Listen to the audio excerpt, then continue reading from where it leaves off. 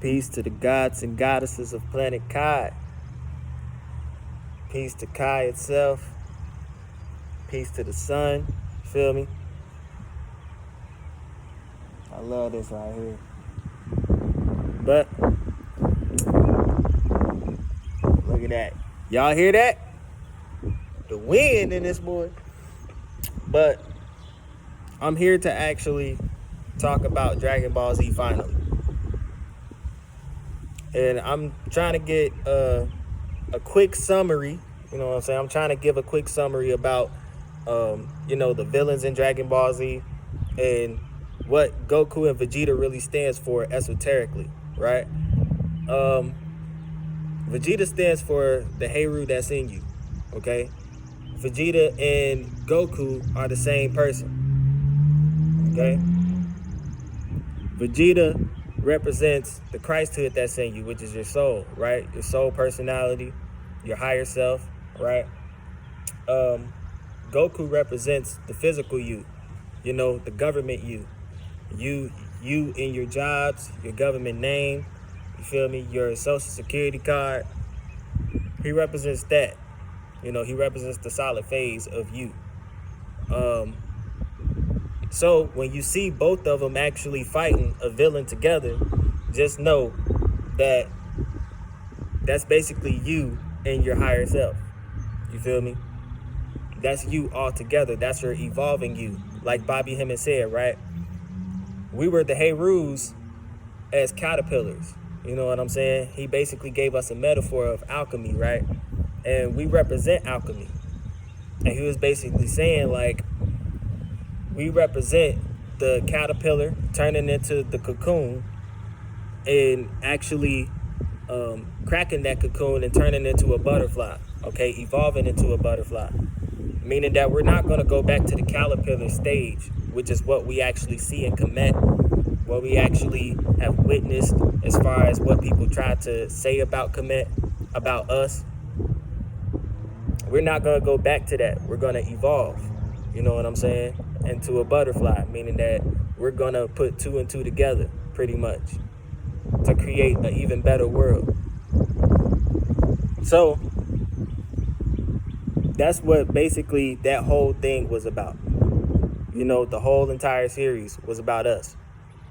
I'm going to break down all the villains for you. You know what I'm saying? What happened to those villains and what they were actually trying to say to us.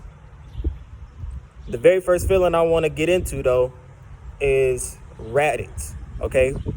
His name is Raditz.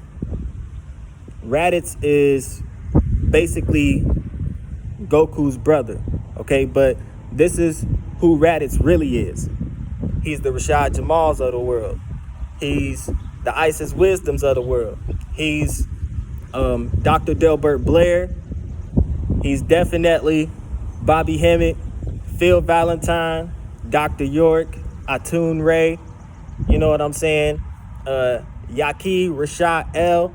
You know what I'm saying? Dr. Layla. Dr. You know what I'm saying? Like, it's so many. You know what I'm saying? So many of our brothers and sisters that have the master knowledge or the master teachers to actually teach us and wake us up, right? That's basically who Raditz represents, all of them, okay? Goku also represents the ignorant us, okay? Our ignorance is basically Goku's personality. As you can see throughout their conversation, Goku literally tells Raditz, I'm Goku and I'm from planet Earth, when Goku's really not from planet Earth. He's from planet Vegeta, okay? Just like we're not really from Earth, you know what I'm saying? We are extraterrestrials. We're from the 19th galaxy, you know what I'm saying? So Raditz is basically trying to wake up Goku, and he failed to do so. So towards the end of the fight, the symbology of Goku sacrificing himself, right? The symbology of him actually doing that in order for them to defeat Raditz just speaks wonders, right? Because it happened to Biggie, It happened to Tupac. It almost happened to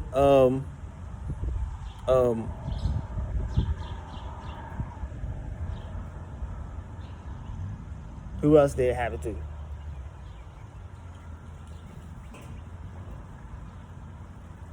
I forgot his damn name already. Excuse me by that. But it happened to a lot of our people, okay, that try to wake us up or try to give us something positive. They use us against us. You know, let's just put it like that. So that signifies that, okay, Goku actually sacrificing his body in order for him to kill his own brother. I just thought that was amazing to me. The next villain I want to go to is Vegeta and Nappa, right? Before Goku actually fought Vegeta and Nappa, he went to whose planet? King Kai's planet, right? And if you break down the word king, right, it's basically Kai NG, meaning that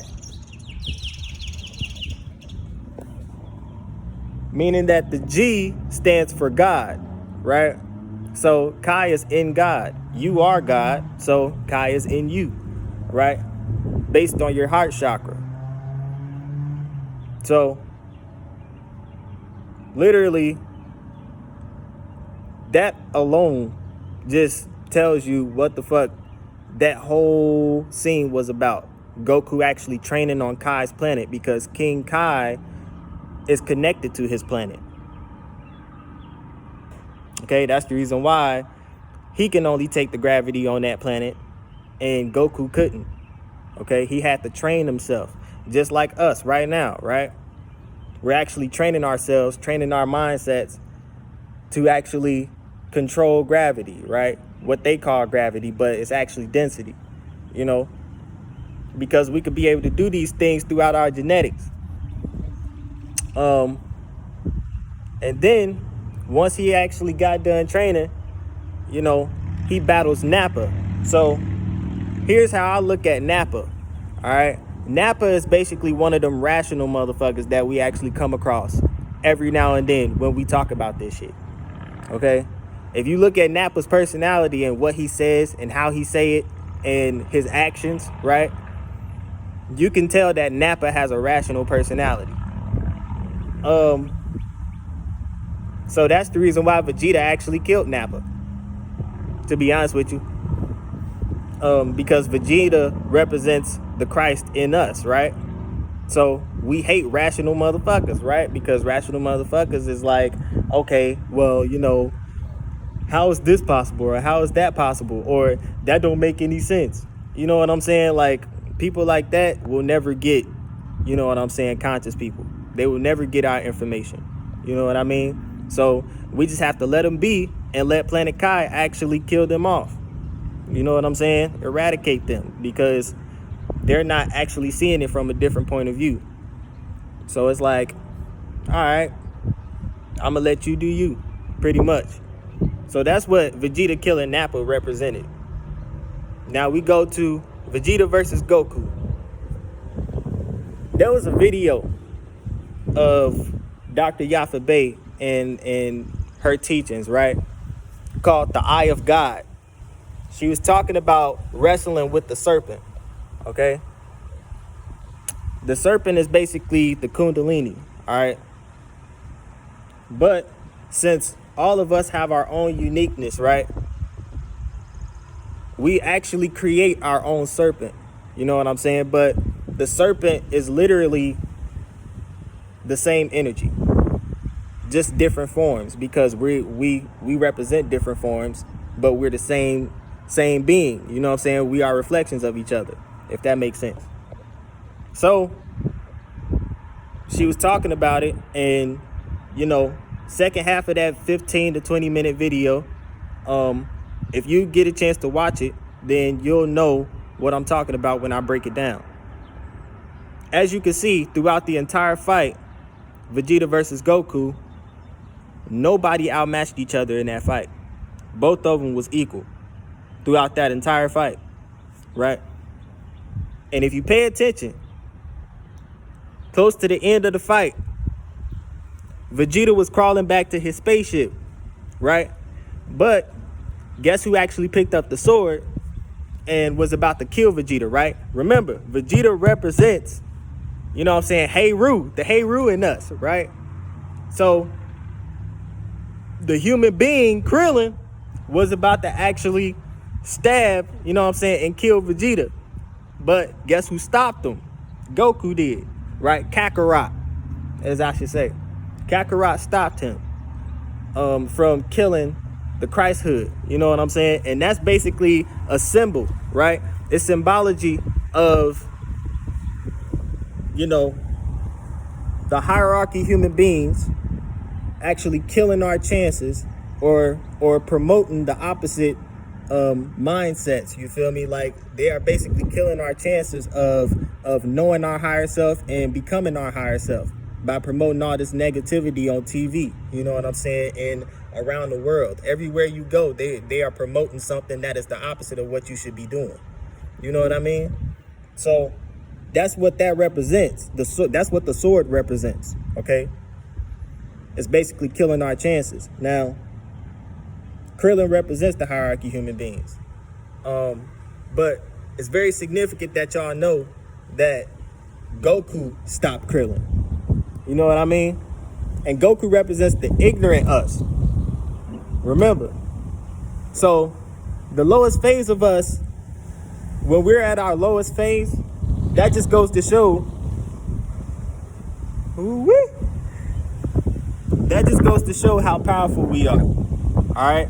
Even at our lowest phase, we could still be able to, you know what I'm saying, say no to all the negativity and actually raise our vibration, bro. So that whole scene was just powerful within itself. You know what I mean? Now, let's go all the way up to Frieza, because I would go to Ginyu Force, you know what I'm saying, the whole Ginyu Force thing, but I see the Ginyu Force as the Pleiadians, you know what I'm saying? I see them as the Pleiadians, and I see them as Ashtar Command, you know what I mean? So that might be, you know what I'm saying, like, y'all might have downloads on that, but I'ma just stick to the main malevolent beings, you know what I'm saying? Frieza came to Planet Namek. Planet Namek represents what? Planet Riz on the 19th galaxy. I'm gonna say it again. Planet Namek represents Planet Riz on the 19th galaxy. What the fuck is the 19th galaxy, y'all? Sirius X. Okay?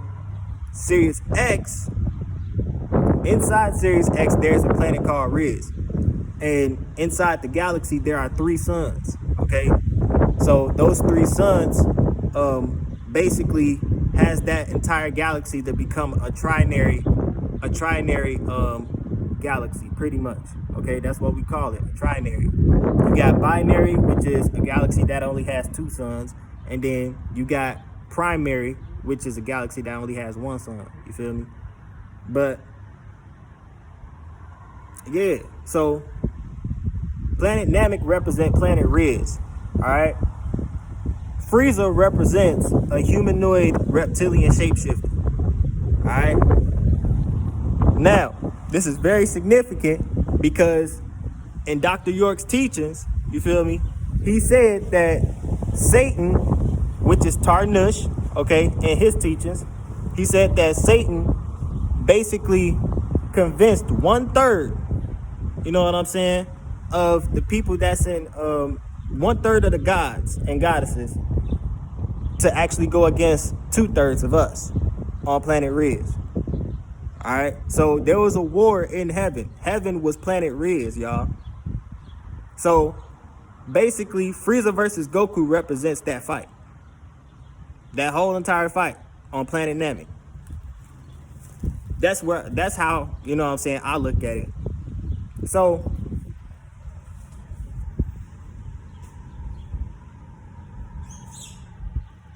you gotta look, right?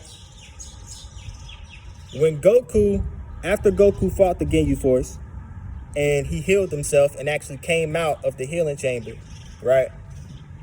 and then he was actually looking at Frieza eye to eye, Vegeta already fought Frieza and failed, right? This just goes to show you that our caterpillar stage is not enough. You know what I'm saying? For the last days. You know what I mean? We got to turn into that butterfly in order for this to work. You know what I mean? So Vegeta fighting Frieza alone wasn't going to cut it. You know what I mean? It wasn't going to cut it. So guess what, though? There was another scene of Frieza actually beaming Vegeta when Vegeta was actually laughing, you know what I'm saying, about Goku whooping Frieza ass, you know what I'm saying? And he was telling Frieza, like, Frieza, you in trouble type shit, right? So while he was laughing and everything, you know, Frieza didn't like that shit, so he basically beamed his ass to death, you know, to be honest. And as soon as he beamed his heart, Vegeta was out of there, you know what I'm saying? He was crying to Goku, you know what I mean? Like, telling Goku about Frieza and how he was ruthless, you know what I'm saying? He was malevolent, he was a disagreeable, you feel me? Like, Frieza wasn't taking no shit. That's basically what he said to Goku, and he told Goku, don't hold back, you know what I mean? As he's saying this to Goku, though, Goku is still trying to process everything that just fucking happened, you know what I mean? So that whole beaming situation with Frieza and Vegeta, that basically, the beam basically represents the vaccine, okay? Or the RV-16, you know what I'm saying? the shot 16, okay? I'm gonna call it like that, the shot 16. It represents that, okay?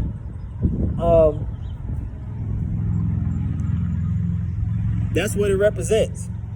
Okay, as you can see, they're promoting the vaccine right now to everybody and everyone. But they basically promoting it to, you know, more to black folks. You know what I mean? Y'all see this shit?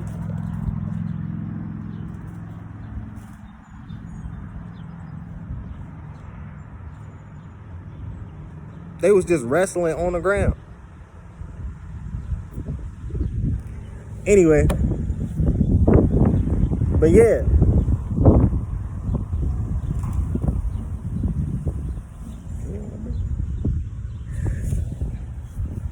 My bad. But yeah. So that's what the beam represented. Frieza obviously represents the reptilians. Goku represents us. So as you can see, after that happened, the first half of the fight, Goku was getting his ass whooped. Throughout the entire half, right? Throughout the entire first half, he was getting beat the fuck up.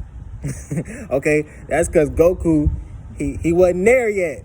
You know what I mean? He was not there yet. So here's the reason why I said esoterically, Vegeta and Goku is the same damn person. Vegeta literally came into Goku's consciousness and started speaking to him and telling him what the fuck happened on planet Vegeta.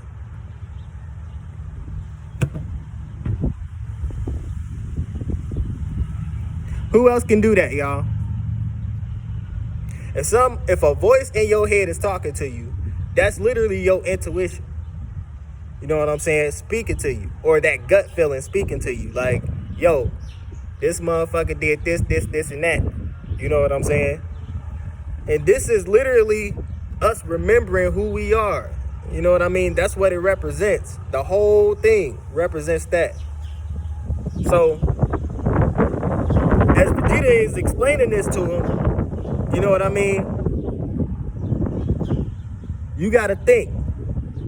After Kakarot and Vegeta had that interaction, what did Kakarot do? He created a spirit bomb.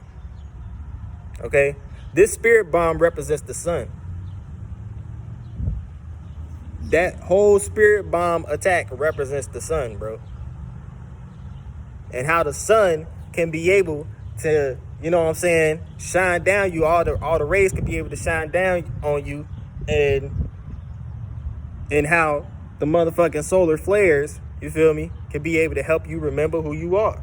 You know what I mean? That's what that whole shit was about.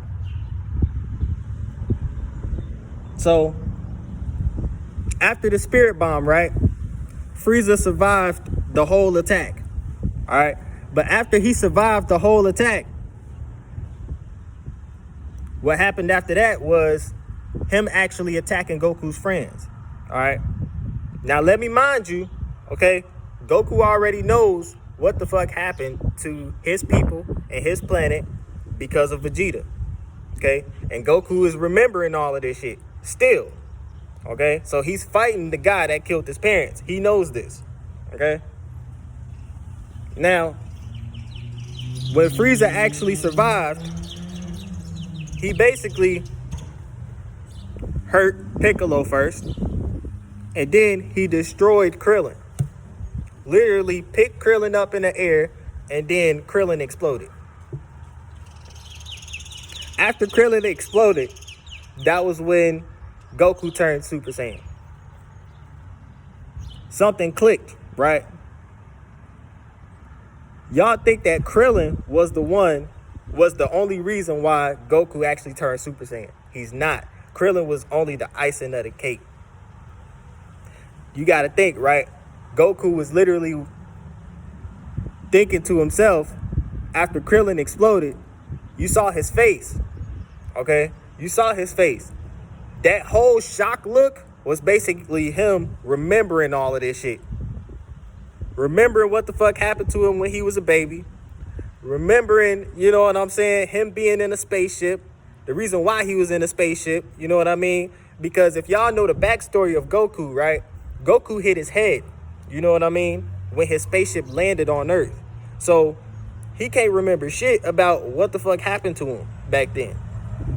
But it started to click when Krillin ass got exploded. Okay. So after Krillin got exploded, y'all, that's when it clicked. And Goku was furious as fuck. As you can see,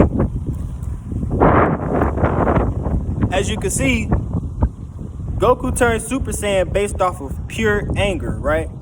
Because he was a pure-hearted being, right? And they call us pure-hearted too.